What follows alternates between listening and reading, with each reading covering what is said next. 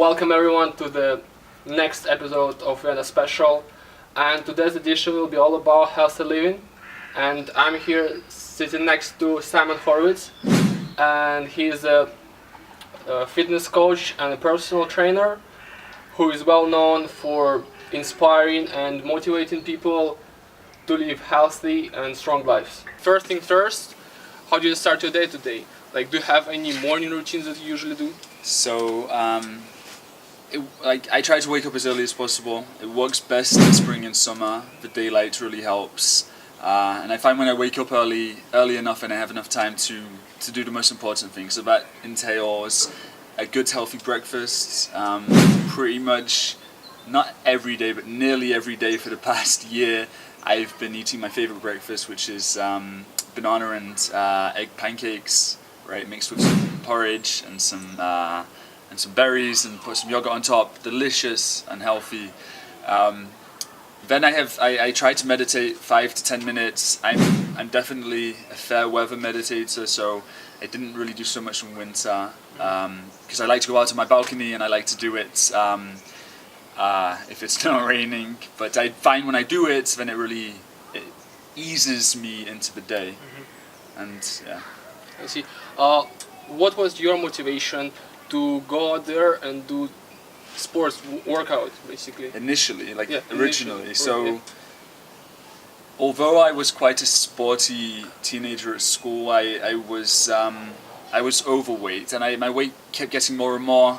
I think I peaked at about 110 kilos when I was like 17, 18 years old. So I played tennis, I played football. I was active, but I had a very sweet tooth, so I didn't really take the whole thing seriously until the age of 19, when I had a very serious snowboarding accident, and this kind of changed my whole perspective on everything. So I'd gone from somebody who didn't really care too much about his health and fitness in his teenage years to somebody who takes it quite seriously now, because I know what it's like to be unhappy and feel uncomfortable in your body. So that's my motor. And I obviously prefer feeling active and fit. You do lots of workshops, as I said before, workout sessions and public talks, and I can imagine that takes a lot of energy and effort. So how do you restore your energy so the next day you can go out there and give the best you can to these people? That's a good question. I found myself recently working quite a lot. Like, although I'm not officially employed in any kind of role, I am doing a lot of different things here, there, and everywhere. And yeah, I mean, what's really clear to me is that for me to be able to give other people energy, I have to have the energy myself. Yeah. So when I go into workshops, then I'm there as a role model. And when I'm having a good weeks, like when I'm eating healthily and when I'm doing my exercise, then I can go in there with confidence and with feeling like I have the power to influence these kids. If I go in feeling tired and feeling like I feel shitty because I've had too many pizzas or ice creams the past few days, then I can share the information with them, but I can't feel it, and that's the most important thing. So I make sure that I have time for me, and it's really valuable in my workshops, because I couldn't do authentic workshops without me being able to regenerate myself. So meditation really helps. I don't know, I like my alone time. I like chilling with music, listening to music. I can do that all, like sitting on my roof here. I need to zone out. I'm always with people, so just zoning out, putting some good music on is always good. You actually doing free workout sessions every Sunday and Wednesday? Yes, don't miss it. And how do your workout session differ from other workouts out there? Like, do people have to have a certain level of fitness to participate, or? For the current workout sessions, I would say you'd have to be reasonably fit to take part in them and to really make the most of them. I would say, it sounds a bit corny, but I would, like, I've been to a few Coldplay concerts, right? And whether you love or you hate Coldplay, like their concerts are an experience, and I always try to make sure that my workouts are an experience too. It's not just your 60 or 90-minute workout. It's you were there on Sunday, right? It's an experience. We play games. There's races. There's real good team spirit, partner exercises, a community spirit. There's meditation. There's boxing. There's yoga. So. And we take our time, like we go from one thing to the next. We move around, and sometimes it takes 2 hours, and it's really, I feel like, I get a lot out of it, and I feel like the people who were there too get a lot out of it. It's effective training, but with a team spirit, and that makes it all the more motivating.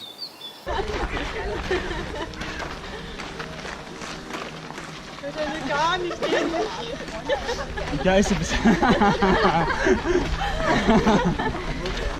the first thing you have to do is the mountain climb is like this. So the mountain climb is elbow to knee, knee to elbow.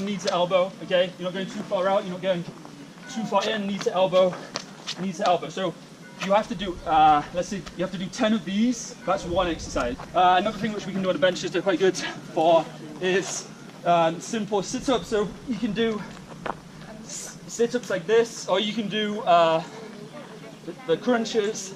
So you can do any ab exercise, right? 10 sit-ups, okay? And the fourth one, what can we do for the fourth? Do we have any suggestion? What can we do in here for the fourth? Dips, yeah, excellent, dips. So yeah, 10 dips. If you can't do dips, if you just hold this position for as long as you can, otherwise you're doing 10 dips. Who or what gives you the most inspiration? Or how do you keep yourself motivated? Good question. Who gives me the most inspiration? I get a lot of inspiration out of the people around me, the people in my workout groups, the people in my workshops, seeing how motivated they are for change and how much they want to do something different, and hearing the stories which they've been through this, because everyone's coming at it from a different angle, right? So I really like to understand other people's stories and understand what their relationship to health and fitness is. So this gives me a lot of inspiration. In terms of perhaps well-known sports stars, I like your classic kind of, I like a lot of people. I like your classic kind of runners. I like Michael Johnson, Usain Bolt, marathon runners, Haile Gebrselassie. Like I don't know, anyone who's really set the bar really high. This really impresses me. This motivates me. Like, I recently watched your TED Talk, Okay. and what I took from there is that your mom actually played a valid role in your life. Yes. When she said that, yes, you're going to run next year a marathon. Was she also a person who motivates you to do stuff? Is she a person who motivates me Yeah. to do stuff? Yeah, my mum is a huge motivation for me. She's very good at playing the devil's advocate, which means like whenever I decide something, whenever I suggest something, then she always makes me think about everything else which is possible, to look all sides of the coin, rather than me sometimes being a bit perhaps one-sided. And this is what really helps. And she challenges me, and yeah, I mean, she pushed me to get out there and to take my first steps towards running the marathon. And this came at a very dark time in my life, and it's just what I needed. And yeah, what's come out of that in the future has been quite special. So no, my mum is and still has always been and still is my biggest inspiration. I should have answered that to the last question. Sorry, Mum. It's you. It's not Usain Bolt. In your opinion, what are the main difficulties or struggle for people who just start doing sports, start working out? Their initial struggles, routines, right? I think everyone's in a routine, whether it's due to the fact that they have busy jobs or university courses, or that they're just not used to having an active life. It's very difficult to change. your habits, to change your routine. So starting is one thing.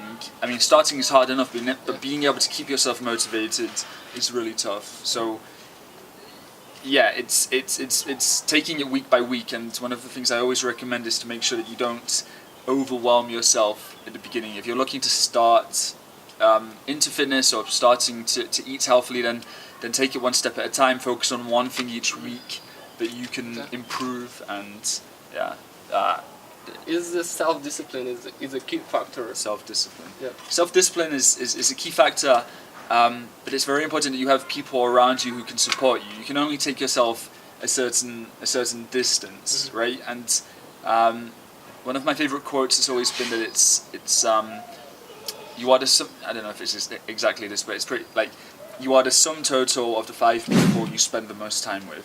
So if you're spending time with positive people, with supportive people, then you're far more likely to reach your goals and to stay on track than if you are spending time with people who have different goals and aspirations to you. So I would make sure you have at least 2 or 3 friends who push you to keep on track and remind you of what your goals are. Do you have overall goal that you're trying to achieve by doing workshops, public talks? I think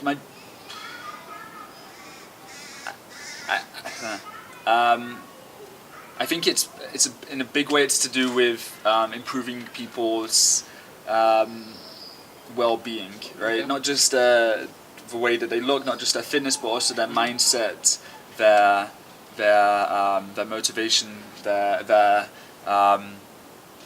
the way they approach their life, right? And whether it's kids, teenagers, or adults, there's a huge amount of people who struggle in the modern world to stay fit and stay healthy and stay happy, because there's so many things which are trying to take you the other way, which are trying to drag you down, and to stay on the straight and narrow is really tough. So any kind of help you can get with this is very valuable, and I have people and things around me which help me, and I try to help, in turn I try to help other people because I see how powerful this is. Jump, cross, swing, uppercut. Jump, cross, swing, uppercut, 4 more. Let's go. Jump, cross, swing, up.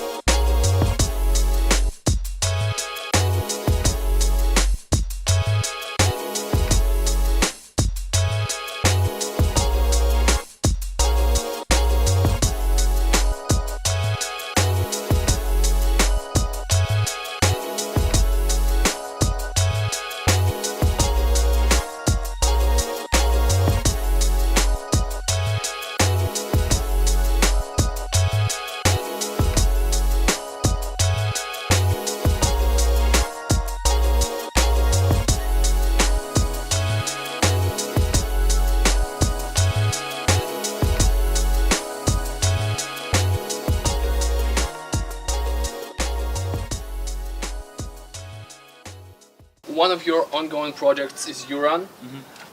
Maybe you can tell us what was the idea behind the URUN and how did it all start?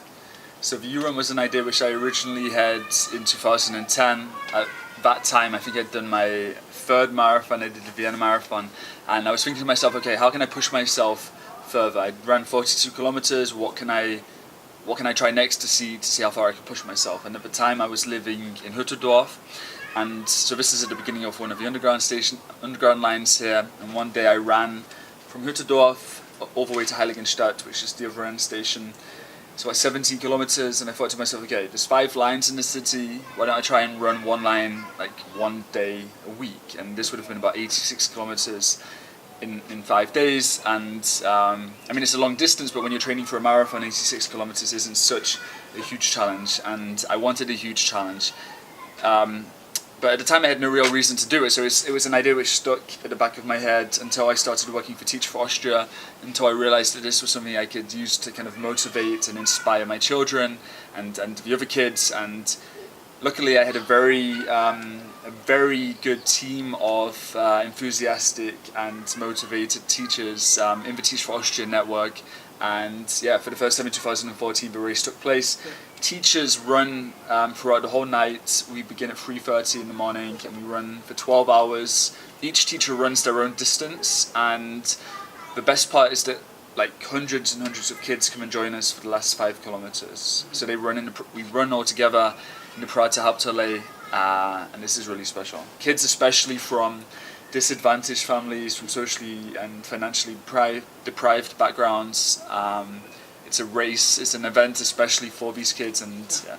You have That's why it's also really a special. donation running for this kid. The donation is to help them participate. This is the only running event in all of Austria, in fact, which is free. And for it to be a possibility, we have to have money from private sources, from companies, and we have some money already. But because we have so many kids taking part this year, we're looking for more money. €10 is all it costs to sponsor one child to allow them to participate. Yeah, and we'd be very grateful for any donations. It's a very good cause, and yeah. Yeah, we'll have a link in the description. Exactly. And you can even come down on the day, on the 22nd of June, to watch the event and to feel the atmosphere, because it's really very special. Do you have any fitness goals that you set for yourself? And if so, what are they? My current fitness goal is to kind of balance out my legs with my upper body. I've always been a runner, so I have quite strong legs, but I want to definitely bring more strength training into my workouts. I suck at stuff like pull-ups and chin-ups and anything which like involves my whole body. What if it haven't been after fitness? What do you see yourself been doing? If I hadn't gotten into fitness, I mean, if my accident hadn't happened, if I hadn't broken my back and had this huge kind of life-changing experience, then I think I would have probably continued on my path towards working in business and being probably not at all interested in health and fitness. Perhaps I would have come to it much later in life, but really this accident was my big wake-up call, and it's really shaped my future ever since. And I think if it had not happened, then yeah, I would have probably been in an office and not probably been in need of one of my workshops.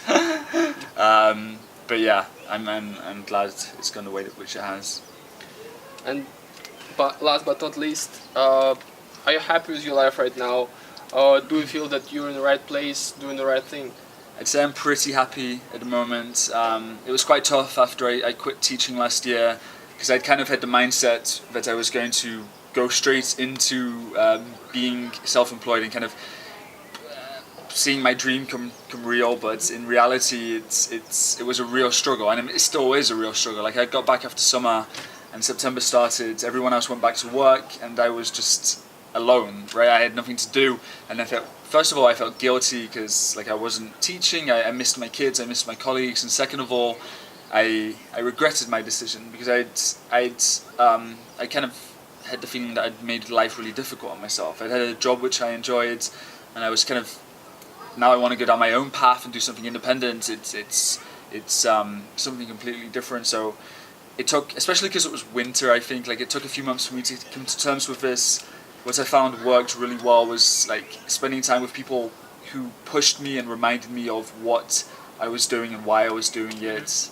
Like, I think one of the toughest things about being independent is that you're on your own, like, pretty much all the time. So, like, I'm a pretty motivated person, right? But like, you can only motivate yourself to a certain extent. Otherwise, you need people around you who are gonna lift you up. Support you, yeah. And so winter was tough, and I had all these ideas in my head, and then spring started, and I started to do my workshops and my fitness trainings. So for the past 3 months, I've been kind of putting into practice everything I'd spent all winter working on, and this is a really good feeling. It's really great to get my ideas out there and to go into classrooms and to get feedback from the kids, positive and negative, and to always look at what I can do better next time. I really value it. So yeah, I'm happy right now. I'm not there yet. I'm not done yet, but I'm on the right road. All right. Now we have a quick survey, brief questions, short answers. So Vienna or Manchester? For what? For living. Oh, really? This isn't a quick one. Football for living. Living Vienna, football Manchester. Okay. McDonald's or Burger King? McDonald's once a month. Calisthenics or weightlifting? Calisthenics. I can't do either of them, but I'd rather learn calisthenics. Playing football or rope skipping? Rope skipping every day, baby. Yorkshire pudding or Tafelspitz? Yorkshire pudding, definitely. Name 3 the best motivational and inspirational songs on your choice. 3 of the most motivational songs. Brother Ali, Preacher, any Jay-Z song from the Black album is very motivational. What more can I say? Probably that one, that's sick. Yeah, and Kendrick Lamar, I don't know, Mad City, any Kendrick Lamar song is sick. Like, I'm a big hip hop fan, so hip hop has always been a big part of what's really given me a lot of motivation. In fact, like the lyrics, confidence in their songs, right? They have a lot of bravado. So this isn't a quick answer, but it's quite relevant. Like this has always really pushed me. Like this really hard hitting rawness. And the confidence they have in this, in any workout, in any room which I go on, I love having some hip hop in my ears. You might have to film this again. It's not really it's good. Gryffindor or Slytherin? Gryffindor. A year without workshop or a year without workout? A year without workout. I have to look after number 1 first. A year without work. No, I mean that I would have to go. This is too hard. I would have to have a workout, so no workshops, right? I have to, before I can look after anyone else, I have to look after myself. Yes, I see. So, thank you once again for your time. Sorry for ruining that. Please like, subscribe, comment. In the description of the video, you'll find the link for further information about the U-Run. Follow Simon on Instagram for your daily dose of inspiration. Yes. Thank you very much. It's a pleasure. Thank you so much.